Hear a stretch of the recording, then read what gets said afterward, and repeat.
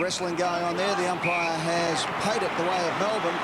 Merrington just got a little bit sucked in on that occasion, and Robertson, who was always going to use his body because of his lack of height in that contest, gets the free kick. Yes. The spearing kick was beautiful, and Neitz took it right in front of his nose. Poor defence by Carlton. This encapsulates the Melbourne game plan when it works well.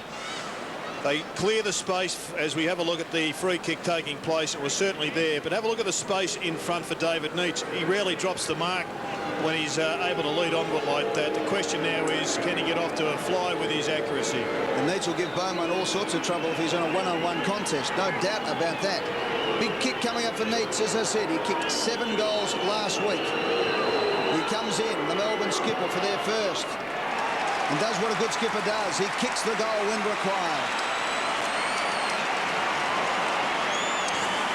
Well, you're absolutely right, Jared. I've been watching it, and on occasions McKay and also Doring have tried to push back into the hole, but that's why the movement of the ball becomes so important from Melbourne's point of view. If they can get him one out, have a look at this. Doesn't matter how great a fullback you are. If a player can get on a lead and the delivery's okay, then there's not much you can do about it. And his hands are such, and he's in such good form at the moment, that he will provide enormous problems if they can get it to him.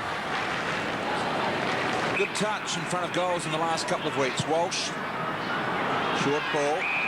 Powell, they need him playing well. The fumble, not a good sign, but plenty of time to mop up. Sights the kick nicely. Melbourne working it forward. Brown and Uze combine.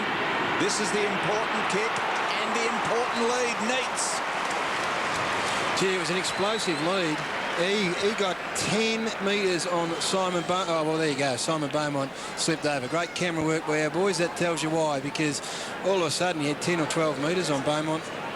Carlton are going to have to drop a player or two into the space, because the half-forward line for Melbourne leading up to ground, and Neitz is, well, he's on the way to kicking a bagful here. Neitz, 45 metres out on a 45-degree angle, and there is the style that Jared was talking about.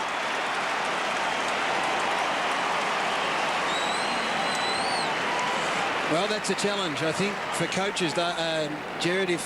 And I think from a Melbourne point of view, they should move heaven and earth to ensure that he is one out. So if Carlton drop one back and it ends up being a situation where Melbourne have 8 forwards, then so be it, because he looms as having a fair afternoon. In the middle, Travis Johnson being tagged by Craig Bradley, or run with. They started out of the square. Now they're back in. David Neitz with 2 goals, and have a look at the action here, Jared. A little bit of movement of the ball, but the important thing is where his body is running and which way it is facing, and it is very, very straight. And the resultant kick split the big posts. Robertson does it well, got to the front. Liancelli, Vardy, went back into trouble. Ball spills for Walsh, who kicks long. The skipper in the square, 1 out. Almost took a beautiful mark, free kick. Oh, no. Well, these are big free kicks, aren't they? These aren't just free kicks. These are free kicks. These are free goals. All right, let's have a look, boys. No. Oh, that is just a contest one-on-one. Oh, poor decision. Really poor decision. Oh, no umpire. That is bad. All right. You don't like to see easy goals, because this is a game where people are constantly putting their body on the line. And this is so disproportionate to the offence. Free kicks are 7 to Melbourne, Carlton 3. Neitz comes in and kicks his 3rd goal of the quarter, and the Demons lead by 1. It's a great start from David Neitz's point of view. And I think you'll find that what happens now is that so much attention and focus goes on to the man who's kicked 3 first-quarter goals, that this is where the other forwards need to work hard to be viable options as well. That's just... Simon Beaumont just needs to tuck that one aside and not worry too much about it. But it does play on your mind. Your man's got 3 goals in a quarter. Beaumont got 1 back himself, but Brian...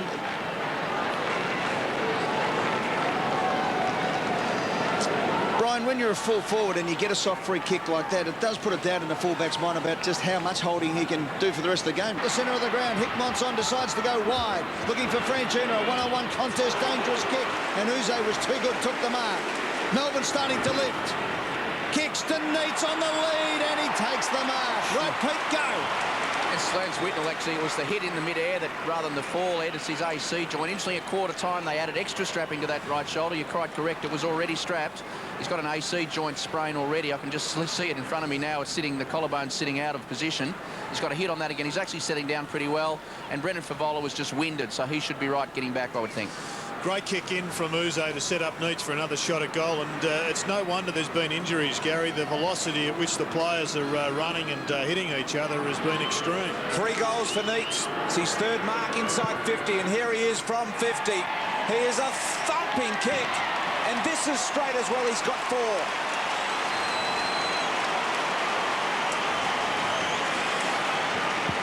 I don't think if there was a talent meter, Gerard, if there was such a thing, then there'd be too many players ahead of Adam Uze. Yeah. Have a look at this. The mark, the contested situation, that's where he'll trouble Franchina. If they ever wanted to play him forward on Franchina, it'd work as well.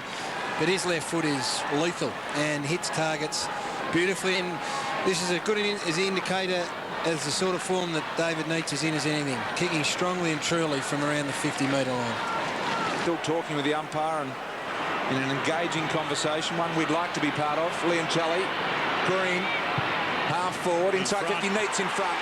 He was loitering Neitz and just hoping something would supply forward.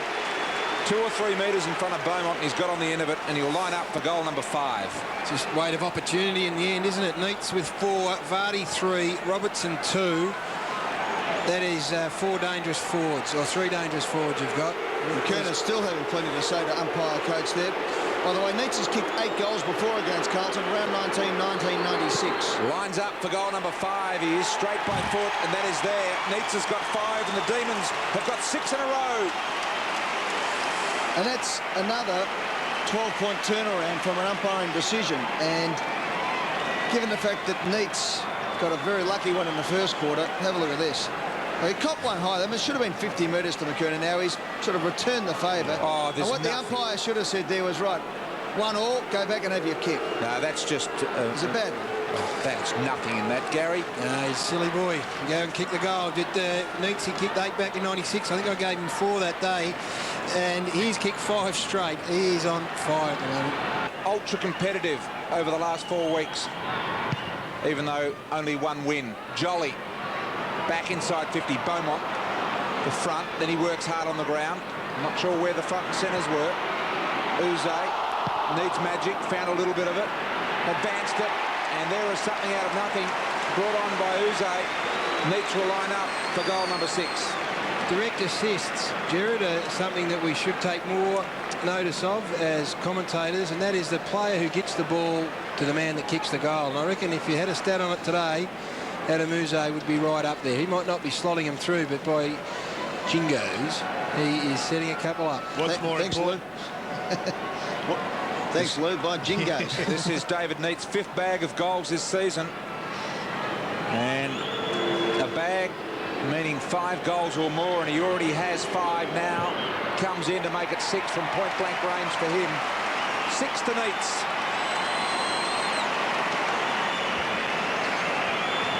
Pretty important goal it was, because it just stamps their authority back on the match. I think they needed a wake-up call, and they've had the call to arms, and Adam Uze sets this one up. But what's more important, Gary, this bloke doing his role or this bloke doing his? Equally as important, Gerard. He can't operate without Uze winning the footy and sending it down into his area.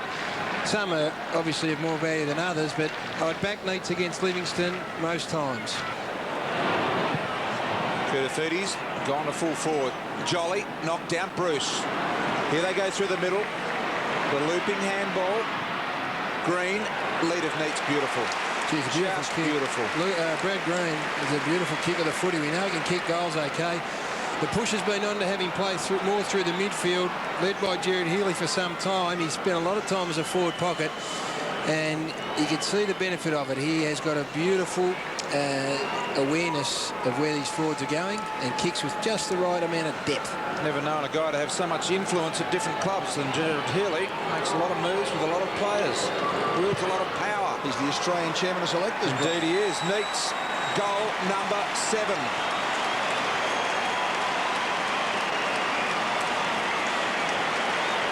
Not sure who's making the moves, but Brad Green looks a very talented player who we all know can kick goals. But if he can go into that midfield area, Gary, and become part of the mix, he's going to be even more important. He should be pushing up for a best and fairest or for club honours of that ilk. And he's not going to do that sitting in the forward pocket in the shadows of David Neitz. No, some people just look at the goal kickers, Jared, and that's the problem. They've got to spittery box today. Brian Taylor from some repressed feelings. I apologise already for my behaviour today. Bizzle gets it out to Wheatley, who's now got a giddy up and a gallop going. He gets it out to McDonald. Kick forward. Here he goes.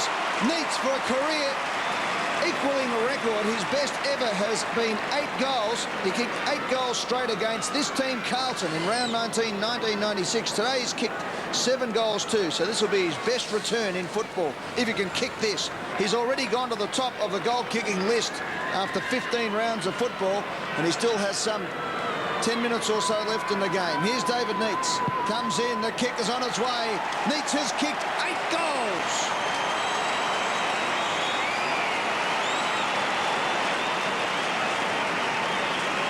And that is a very good effort on the back of 7 goals against the reigning premiers up in Brisbane.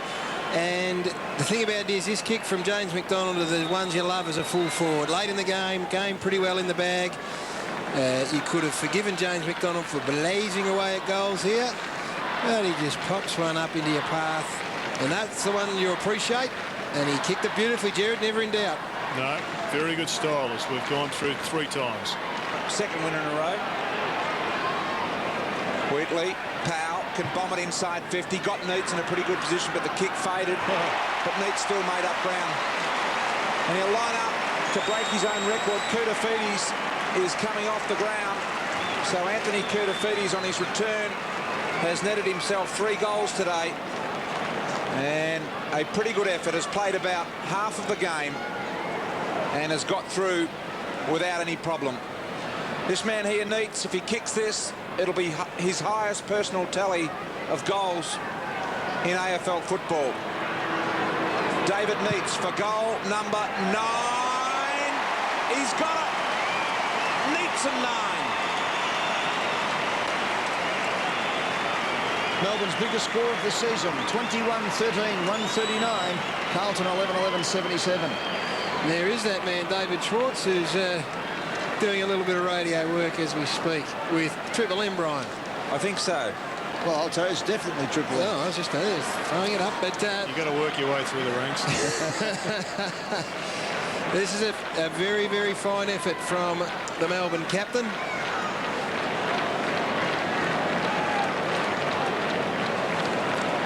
There's David Schwartz on Triple M, where he'll work